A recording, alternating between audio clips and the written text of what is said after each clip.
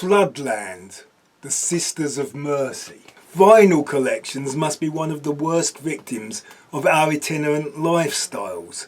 I left LPs with people and lost contact, but I have also gained some, though in much smaller numbers.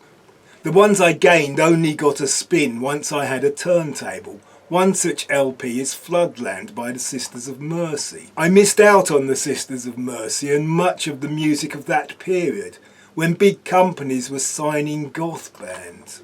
I sort of noticed when Wayne Hussey, an ex-member of Sisters of Mercy, made a record called Wasteland that was impossible to ignore, such was its ubiquitous coverage. After Hussey left, Sisters of Mercy were basically one man, Andrew Eldridge. This album is not as arty as Bauhaus, or as tribal and threatening as Spear of Destiny or Killing Joke. It is a style I have never really felt the need to revisit.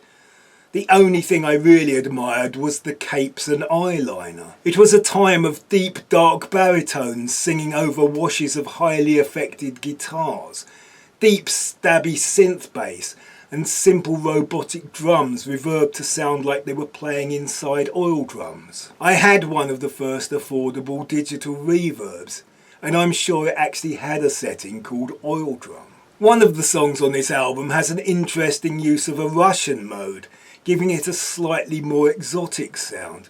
However, the main event is the single This Corrosion, produced by Jim Steinman. Jim Steinman wrote Bat Out of Hell, though he did not produce it. But he went on to go well over the top with his own work, and most notably Total Eclipse of the Heart. I am not sure that This Corrosion is that much of a song, but it is one hell of a track, with choirs of voices. Steinman replaced the robotic drums with that dancing in the dark beat.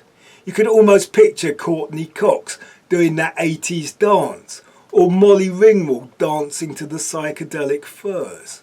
It got to number 7 in the UK charts and the band appeared on Top of the Pops. It is an 80s production, but I could listen to it in very small doses. I don't even particularly like Dancing in the Dark, though I am quite a Springsteen fan.